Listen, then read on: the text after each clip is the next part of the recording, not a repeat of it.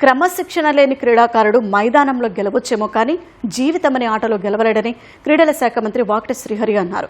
క్రీడాకారులు మిలిటరీలో సైనికుల క్రమశిక్షణతో ఉండాలని సూచించారు. ఎల్బీ స్టేడియంలో నిర్వహించిన 40వ ఒలింపిక్ డే రన్ 2026కి శ్రీహరి ముఖ్య అతిథిగా హాజరయ్యారు. రాష్ట్ర ప్రభుత్వం క్రీడలను ప్రోత్సహిస్తోందని, ఒలింపిక్స్లో తెలంగాణ క్రీడాకారులు బంగారు పతకం సాధించాలని ఆకాంక్షించారు. ఈ కార్యక్రమం చిన్నారుల ఆటపాటలు, కేరింతలతో హోరెత్తిపోయింది.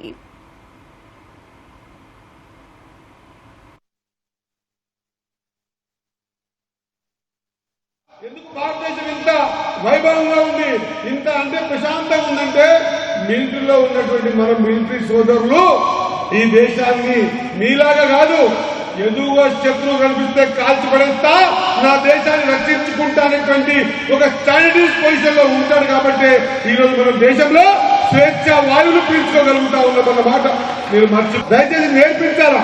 ఎవరైతే పిల్లలు తీసుకొచ్చిందో వాళ్ళకు ముందు క్రమశిక్షణ నేర్పించండి, గేమ్ తర్వాత నేర్పించరు. కానీ క్రమశిక్షణ అనేటువంటి ఒడిలో గేమ్ మాత్రం బతకగలుగుతుంది. ఇది మాత్రం నేను మెసేజ్ పెట్టి ఇవ్వాలనుకుంటున్నా.